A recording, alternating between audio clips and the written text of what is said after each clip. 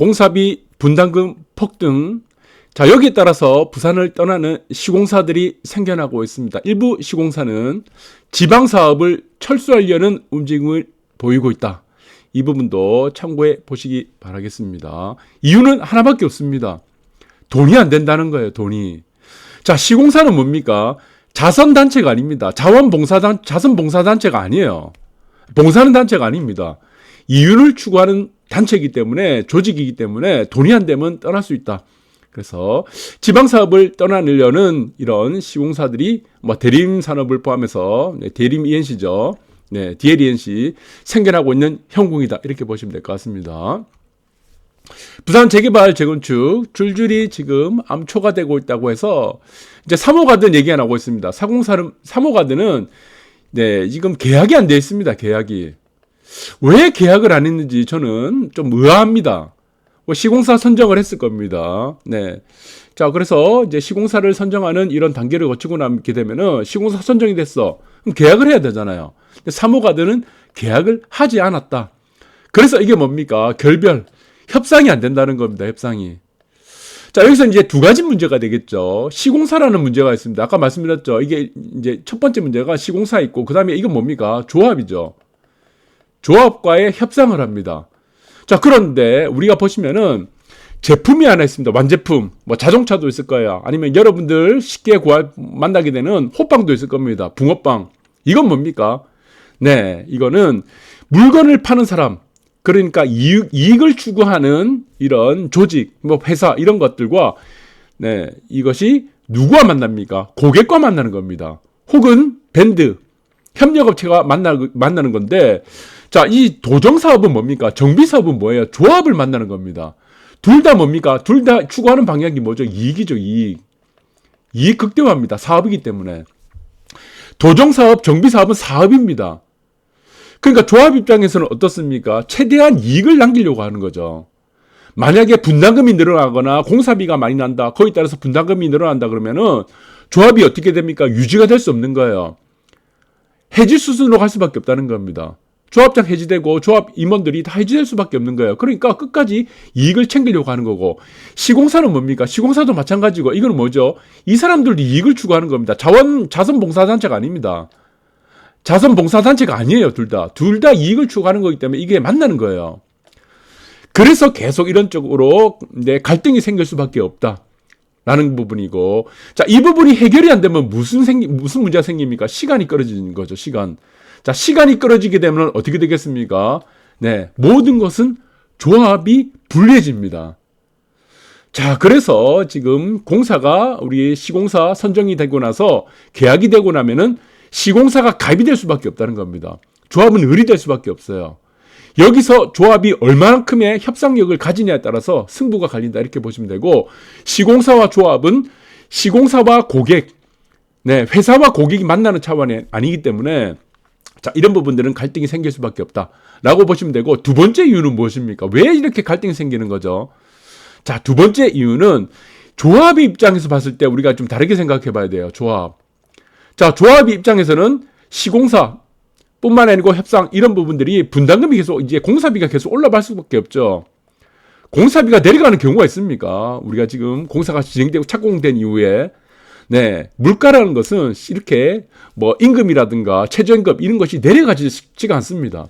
그러니까 공사비가 이렇게 올라가니까 조합 측면에서는 고급화를 계속 추구하려고 하고, 이 고급화는 무엇이죠? 또 층수를 올리려고 하고, 이런 모든 문제들은 무엇입니까? 네, 공사비가 올라가는 효과를 만들어내는데, 이것을 결국에는 무엇으로 전가시키냐는 문제입니다. 이걸 일반 분양으로 전가시키는 거예요, 일반 분양. 자, 그러니까 지방사업을 보고 있으니까 시공사 입장에서는 어떻습니까? 일반 분양가를 계속 올리니까 이것이 답이 없다는 거예요. 보니까 이거 미분양될 것 같아, 전부 다. 리스크 해지 차원에서는 시공사는 이것이 돈이 회수가 안 된다는 이런 문제들, 이런 위험들에선 어떻다? 자유롭지가 않다는 겁니다. 자, 그러니까 이 정비사업장들을, 지방의 정비사업장을 보니까 답이 없다는 거예요. 자, 모든 조합은 뭐라고 합니까? 모든 조합원들은 뭐라고 해요? 내가 가진 땅은 최고라고 말하죠. 우리 아파트는 최고라고 전부 다 말합니다. 우리 아파트는 100% 완판된다. 우리 아파트는 일반 분양가를 뭐 5천만 원이든 8천만 원이든 전부 다 완판된다고 말하는데 그건 자기들 생각입니다. 시공사 생각은 다른다는 거예요. 미래일은 모르다는 겁니다. 미래일은. 그래서 이 문제들은 결론적으로 무엇이냐 그러면은 우리가 자동차도 마찬가지지만 붕어빵도 마찬가지예요. 이거 만드는데 시간 뭐 하루 이틀이면 만들어내죠. 자동차도 뭐 공장에서 찍어내면 하루 이틀에 만들어내죠. 그런데 이 문제는 중간에서 무엇이란 문제가 생기냐? 시간 차이가 생긴다는 겁니다. 시간 차이. 자, 아파트가 완공이 돼요. 완공되는 시점은 언제입니까? 먼 훗날입니다. 10년 후입니다. 10년 후. 4년 후가 될 수도 있고 5년 후가 될 수도 있고 그 중간에는 무슨 일이 생길지가 모른다는 거예요. 그래서 이거는 공사비가 얼마가 된다, 공사비가 뭐 6조 된다, 10조 된다, 1조 된다, 이거는 허무맹랑한 얘기밖에 안 된다는 거예요. 왜? 미래일은 모른다는 겁니다. 자, 이 시간차에 따라서 모든 리스크는 무엇이다? 시공사가 질 수밖에 없다는 겁니다. 결론적으로 공사를 하고 있는 시공사. 그러면 공사 중단되고 올려달라 그러고 조합은 계속 버팅기고 우리 못 주겠다, 안 된다 그러고 미치고 환장하는 거죠. 그러면은 이것이 또 완판이 될 수 있냐, 이 문제도 여러 가지 위험 요인 중에 하나이기 때문에 자, 이거는 지금 지방사업청에서는 우리가 강남이라든가 서울 뭐 수도권 유호지 이런 데를 제외하고는 좀 다른 문제로 접근하고 있다, 이렇게 보시면 될 것 같습니다. 그래서 촉진상구역도 시공사 해지 이런 될지 안 될지는 모르겠습니다. 결국에는 모든 문제는 뭐라고 했습니까? 돈이죠, 돈. 돈을 많이 부담한다. 시공비를 많이 부담한다. 도정사업에서, 정비사업에서 그러면 분담금이 올라가게 되고 이거는 조합이 유지되고 운영될 수 있는 명분이 사라진다는 겁니다. 자, 그래서 이런 문제들, 그리고 아까 보셨던 말씀드렸죠. 3호 가든 문제도 마찬가지입니다. 계약이 안 돼 있다고 했죠. 자, 결배라고 하면은 어떻게 되겠습니까? 다음 시공사는 더 좋은 조건으로 들어옵니까? 더 좋은 조건으로 들어온다는 보장은 없습니다. 이게 문제예요, 이게. 그러면 문제는 뭡니까? 시간만 계속 끈다는 거예요, 시간만. 자, 시간을 계속 끌게 되면 무엇이 문제가 되죠? 분담금은 또 올라간다는 겁니다, 분담금은.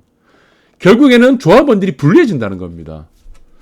그래서 조합뿐만 아닌 이 시공사 입장에서는 자, 이것을 굳이 내가 불리한 조건으로 그전에 있었던 체결됐던 시공사와 보다 불리한 조건으로 갈 이유가 없다는 겁니다. 여러분들 보시면은 예전에 보시면은 5층짜리 건물이었어요, 다. 우리 지금 30년 전에 이미 지어졌던 아파트를 보시면 70년대 이런 아파트, 80년대 초 이런 아파트들은 어떻습니까? 사업성이 좋죠. 지금은 다 중층 재건축입니다. 사업성이 좋죠. 그러니까 여기에 뛰어드는 모든 시공사는 무엇이죠?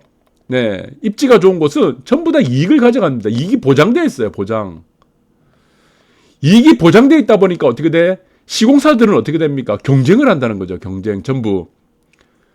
자, 여러분들 잘 아시겠지만 경쟁이 계속 무한대로 늘어나게 되면 어떻게 됩니까?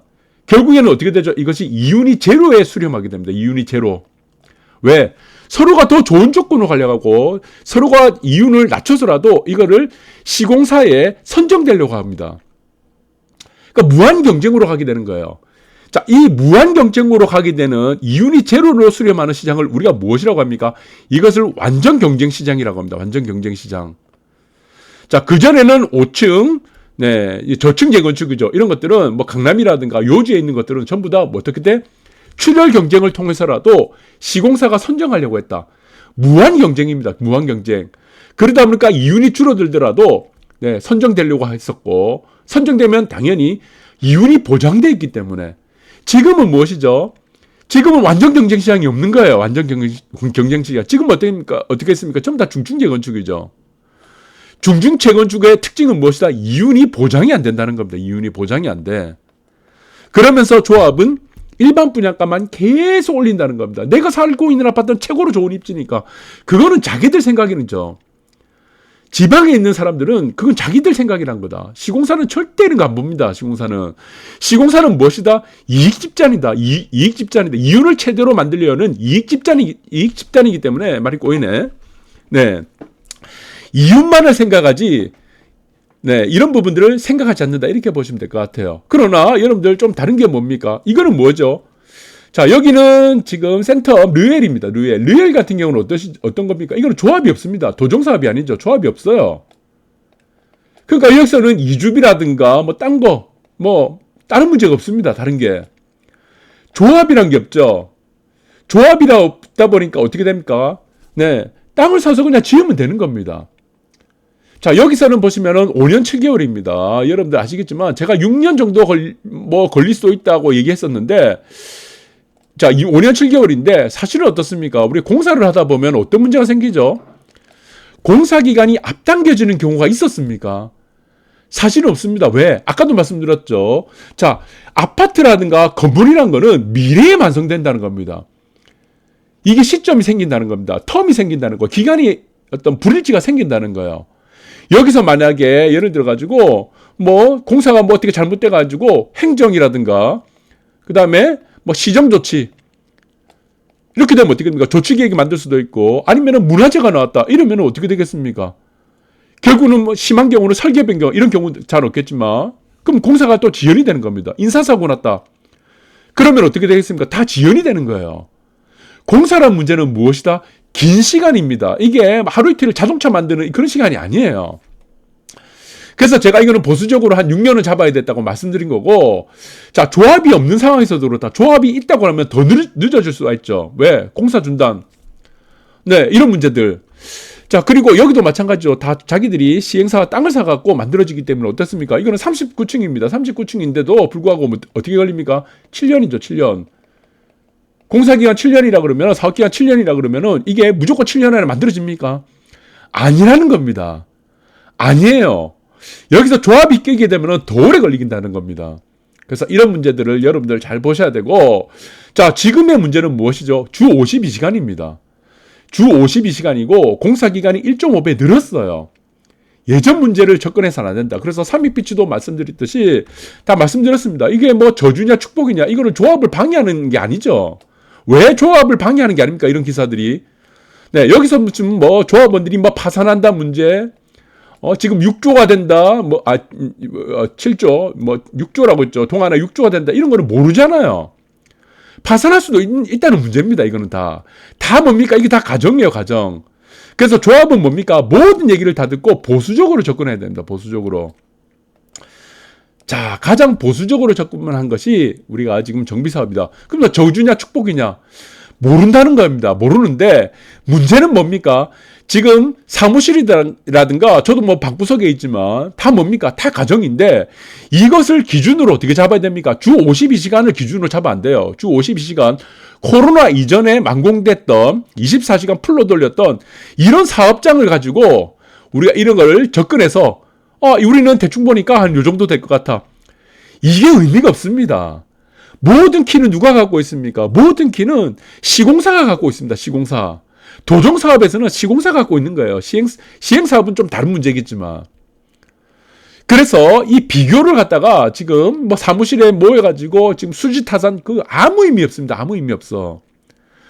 네, 아시겠습니까? 39층에 7년 걸리는데 99층에 어떻게 지금 7년을 만들어냅니까? 자, 만들어낼 수도 있죠. 그래서 이걸 모른다는 겁니다. 그래서 보수적으로 접근해야 되고 항상 리스크 관리로 우리가 접근해야 된다. 그래서 여기도 마찬가지겠지만 처음에 99층 삼립빛이 오픈이 됐을 때 뭐라고 했습니까? 이거는 렌트마크 두 가지밖에 없습니다. 자, 그 다음에 현실성이 없다. 이거는 뭡니까? 불가능하다는 얘기예요. 왜 불가능하다고 하고 왜 랜드마크다고 이렇게 얘기 나옵니까? 이거는 미래의 일이기 때문입니다. 미래. 이것이 지금 현실성 없다, 불가능하다 그러면은 조합을 방해하는 얘기가 아니에요. 이거는. 이게 허위사실 유포가 아니라는 얘기입니다. 나온 게 없기 때문에. 자, 그래서 정비사업은 뭡니까? 도정사업은 어떻게, 아파트를 어떻게 지어야 됩니까? 애매모호하게 지어야 됩니다. 애매모호. 코에 걸면 코걸이, 귀에 길면은 귀에 걸면 귀걸이가 되듯이 이렇게 애매하게 해야 돼요. 왜? 자, 이렇게 지금 삼립빛 같은 경우는 뭡니까? 호불호가 극과 극이에요. 극과 극. 극과 극으로 나누게 됩니다. 그럼 조합원들도 극과 극이에요. 새 랜드마크, 우리는 최고 층수 99층, 최고다. 최고인 줄 누가 모릅니까? 다 알죠? 그러나 또 하나의 이면에서는 뭡니까? 반대하는 조합원들이 또 뭐예요? 분담금이죠. 분담금 계산해보세요. 분담금이 되나? 연면적 곱하기 지금 평당 2천만 원 계산해도 20억이 다 넘어갑니다. 34평 평균 분담금이. 그러니까 이거는 극과 극이다 보니까 반대할 수밖에 없어. 이 기사도 마찬가지예요. 랜드마크냐 현실성 없다. 다 똑같죠. 전부 다 극과 극이에요. 앞전의 기사도 마찬가지죠. 초고층 뭐 축복이냐 저주냐 극과 극이죠. 극과 극으로 가기면 안 됩니다. 이게 극과 극으로 정비사업은 안 돼요. 애매모호하게 하는 겁니다. 왜 애매모호하게 하는 게 가장 좋으냐면은, 자, 반포의 한영기 조합장도 마찬가지예요. 반포 보시면은 전부 다 애매모호해요. 자, 그러니까 이렇게 설득해도 맞는 거고 저렇게 설득해도 맞는 거예요. 너희들 돈 벌지 않느냐? 공사기간 3년 만에 끝나지 않느냐? 너희들 돈도 챙겨가고 새 아파트. 사실은 모든 아파트의 외관이 중요한 게 아니다. 실거주가 중요하다. 실거주 안에 들어가 봐라. 얼마나 좋냐? 층고도 높고 싱크뱅도 있고 다 되어 있다. 주방창도 크고 애매하거든. 그래서 모든 정비사업이 잘 되려고 하면은 애매모호가 굉장히 중요합니다. 애매모호. 자, 이런 부분들을 여러분들이 잘 보셔야 되고, 자, 다음에 조합장을 하신 분들도 이런 부분들을 참고하시기 바라겠습니다. 그래서 반포를 한번 가봐야 됩니다. 반포를. 자, 그래서 정비사업의 가장 중요한 건 무엇입니까? 분담금이죠. 결국에는 돈이죠, 돈. 모든 것은 결국엔 돈입니다. 돈 앞에 뭡니까? 의리 없어요. 나중에 다 배신 다 때립니다, 이거. 저도 이런 거 많이 겪었습니다. 얼마나 많이 겪었습니까, 제가. 너무 많이 봤기 때문에. 돈이 결부되는 문제는 내가 피해가 간다, 내가 손해간다 싶으면요, 이 사람들이 아무리 많이 박수 치더라도 다 돌아섭니다. 그래서 분담금을 결정하는, 이 돈 문제를 결정하는 것은 가장 중요한 건 무엇이다? 도정사업, 정비사업에서는 돈입니다. 첫 번째가 무조건 돈이에요. 돈과 연결되는 시간이 가장 중요하다는 겁니다. 시간 끌으면 무조건 돈이 올라갑니다. 본격적으로 관리처분, 공사가 착공, 이주철거, 이때부터는 무조건 돈이 막 기하급수적으로 증가하기 시작합니다. 이때 시간 조금만 늦추게 되고, 뭐 공사 중단되거나 이주철거 늦어지면은, 자, 이것이 시간을 끌수록 무조건 돈이 올라간다. 그리고 층수죠. 층수가 올라가게 되면 어떻게 됩니까? 분담금 기하급수적으로 올라간다고 했죠. 층수가 올라가면은 반드시 동 숫자가 줄어듭니다. 동이 숫자가 줄어들면 어떻게 문제가 생기죠? 아니, 동이 숫자가 줄어드니까 동이 만드는 어떻게 돼? 비용이 줄어든다고 하는 거는 순진한 생각입니다. 층수입니다. 층수. 연면적으로 계산하기 때문에 우리가 지금 공사비는 무엇으로 계산하죠? 지하층이든 지상층이든 전부 다 뭡니까? 다 연면적이에요. 연면적. 다 연면적으로 계산하기 때문에 이 문제가 생긴다는 겁니다. 예, 여러분들 이 부분들을 보시고, 그래서 층수가 올라가면 무조건 분담금이 올라간다. 동 숫자가 줄어들기 시작하면 무조건 분담금이 올라간다. 이렇게 보시면 되고, 그 다음에 뭡니까? 일반 분양수죠. 일반 분양수가 왜 줄어듭니까? 일반 분양수가 줄어들면서 분담금이 결정 올라가게 되는데, 왜? 평수를 늘리기 때문이다. 평수. 자, 강남 재건축의 압구정을 제외하고는 평수 늘리지 않습니다. 반포가 평수 늘립니까? 아주 일부죠. 아주 일부 세대입니다. 아주 펜트 세대라든가 아주 일부 세대예요. 왜? 평수를 늘리는 걸 못한다. 왜? 일반 분양자 수가 줄어들기 때문에. 그러면은 분담금이 올라가기 때문에 할 말이 없습니다. 조합에서 할 말이 없어요. 네, 그래서 조합원들이 피해를 본다. 조합원들이 돈이 늘어난다는 거는 어떤 이유로 해명이 안 됩니다. 이거. 그 다음에 또 문제는 뭡니까? 일반 분양 시점. 이거는 요즘에 골든타임이라고 장난을 많이 치고 있는데, 골든타임이든 그 다음에 후분양이든 전부 다 뭡니까? 조합원들이 불리합니다. 네, 여기는 금융비용이 따라가기 때문에. 그래서 무조건 선분양해야 돼요. 선분양. 자, 선분양이 가장 유리합니다. 네, 그래서 이 사례를 여러분들 보시기 바라며, 자, 층수도 마찬가지입니다. 네, 반포. 대한민국에서 가장 지금, 네, 이거는 대지 지분이 큰 단지, 반포주공 1단지죠. 여기는 1+1입니다. 같은 평수 2개 받아요. 34평이 무엇으로 받냐? 34평 두 개 받습니다. 그런데 여기는 어떻습니까? 반포 같은 경우는 여러분들 60대 있습니다. 60대, 70대 같은 경우 분들은 2번 정도 겪었습니다. 2번. 최소한 1번에서 2번 정도는 정비사업을, 도정사업을 거쳤어요. 경험이 있다는 겁니다. 이 사람들은 알고 있다는 겁니다. 무엇이다? 가장 중요하다? 시간과 어떻게? 네, 층수가 가장 중요하다는 걸 알고 있습니다. 이 사람들은. 네, 그 다음에 일반 분양. 아까도 말씀드렸죠. 4가지. 네, 이거를 알고 있기 때문에 빨리 가려고 하죠. 빨리 가려고 하는 대신에 또 무엇입니까? 층수를 높이지 않으려고 하는 겁니다. 왜? 층수를 높일수록 어떻게 됩니까? 네, 여기서 보시면 아시겠지만 공사 지연 공사 비용이 네, 공사 기간, 그 다음에 지연, 그 다음에 공사 비용이 우려가 되기 때문에 내한테 이익이 안 된다는 거예요, 이익이. 자, 이것이 첫 번째 이유가 되고, 두 번째 이유는 무엇입니까? 네, 이것은, 네, 미래의, 이익입니다. 미래에 보시면은, 가치 측면입니다, 가치. 아파트의 가치. 자, 그러니까, 여러분, 49층을 짓는다거나, 49층까지는 괜찮습니다. 여기서 49층을 넘어가는 초고층을 짓게 되면 어떻게 되겠냐? 네, 이거는 재건축이 사실 어렵습니다. 리모델링으로 가야 돼요. 그 아파트 가치를 높이기 위해서는 어떻게 된다? 한 20년 또 지납니다. 구축 아파트 돼요. 그럼 또 어떻게 됩니까? 이걸 한 번 더 해먹게 되는 거죠. 20년 정도 되면 앞으로 10년 후에 우린 또 재건축된다. 30년 이제 되면은 이제는 법이 바뀌니까 안전진단 필요 없잖아요. 또 가치를 높일 수 있는 겁니다. 이게 바로 가치입니다. 가치. 당장 눈에 보이는 가치가 아니고요. 미래 세대를 위해서 한 번 더 재건축을 할 수 있다. 그러니까 철거 비용도 줄일 수 있는 것이 무엇입니까? 35층이죠. 49층보다는. 49층도 뭐 크게 요즘에는 기술이 발달해서 뭐 큰 없지만 그래도 35층 같은 경우는 어떻게 돼? 대지 지분도 늘릴 수 있고 뭐 또 뭐 마찬가지죠. 네, 이런 부분들 철거 비용도 줄일 수 있고 이런 부분들이 사실 가치를 높일 수 있는 부분들이다. 그래서 무조건 초고층이 좋은 건 아니다는 겁니다. 반포 사람들이 그만큼 똑똑하다는 거예요. 그리고 한영기 조합장이 했었던 이 한영기 조합장이 사실은 가장 저는 제가 볼 때는 뭐 욕하는 사람도 맞지만 이 사람이 제일 잘 알고 있다고 저는 보고 있습니다. 원밸리도 마찬가지죠. 초고층을 안 하죠. 여기도 특별건축구역입니다. 층수를 안 올렸어요. 철저한 사업성으로 갔습니다. 그리고 이때는 아시겠지만 착공뿐만이 아니고 일반 분양도 우리가 착공이 되고 나서 바로 코로나가 터졌습니다. 코로나. 그래서 바로 일반 분양을 하려고 했었는데 그때는 이제 비대면이 되다 보니까 네, 일반 분양을 좀 늦췄습니다. 그 다음 해로 늦춰버렸는데 철저한 사업성으로 갔다. 그래서 한강변 1선이지만 아파트 설계를 어떻게 했습니까? 조망으로 안 갔습니다.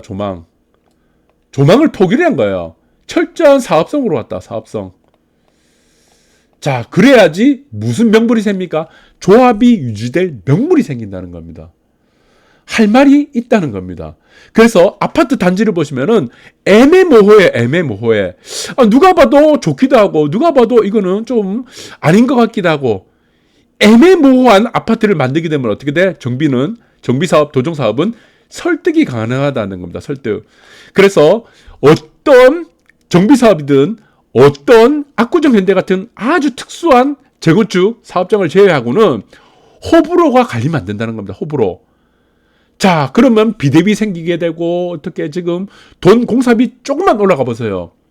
분담금 공사비 노출됐다 나왔다. 분담금 조금만 올라가게 되면은 반대파는 무조건 생깁니다.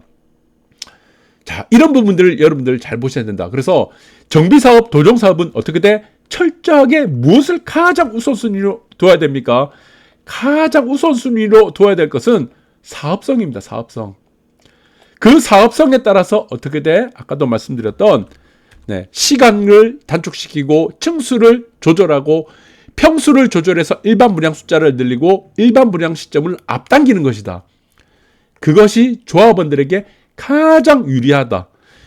조합이 유지될 수 있는, 조합이 할 말이 있는 가장 명분이 바로 이 네 가지다. 이렇게 보시면 될 것 같습니다. 참고하시기 바라겠습니다. 감사합니다.